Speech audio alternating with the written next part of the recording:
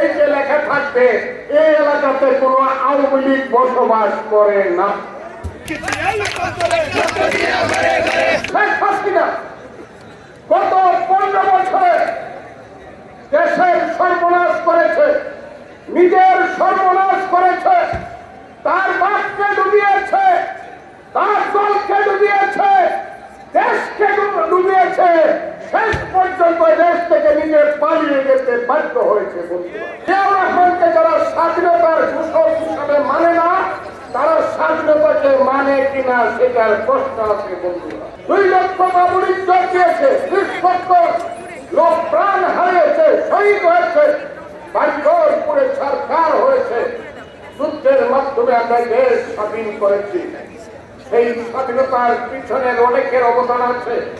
আমি যে দলটি করি সেই দলটি তিনি স্রষ্টা ছিলেন, যিনি সৃষ্টি করেছিলেন।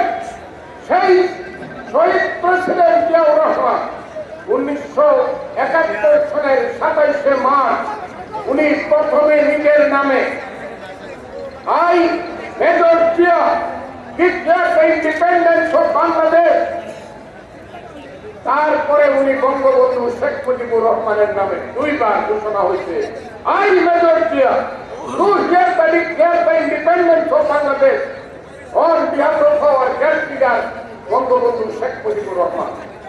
জিয়াউর রহমানকে যারা স্বাধীনতার ঘোষক হিসাবে মানে না, তারা স্বাধীনতাকে মানে কিনা সেটার প্রশ্ন আছে বন্ধুরা। জিয়াউর রহমান যুদ্ধ করেছেন, 1 নম্বর সেক্টর কমান্ডার ছিলেন।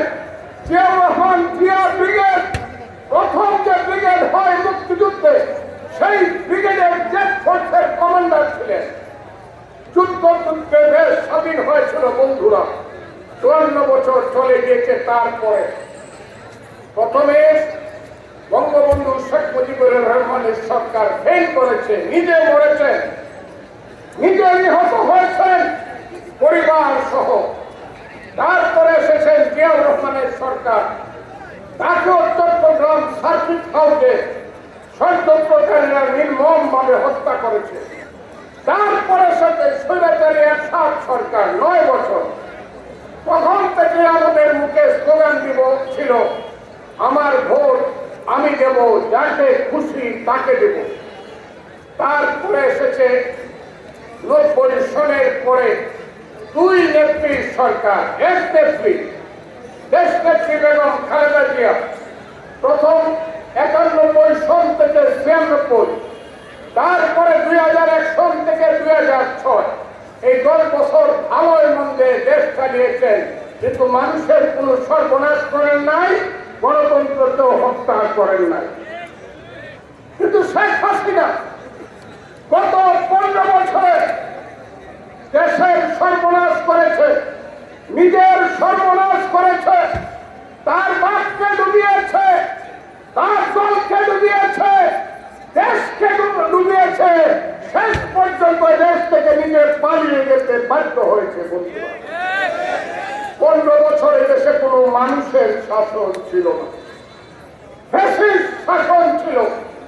আমি জানতাম, ইতিহাস আমাকে বলতো, হে ফজলুর রহমান, ইতিহাস জানা না, ইতিহাস বুঝো না, তুমি হাসিনাকে জানায় দাও।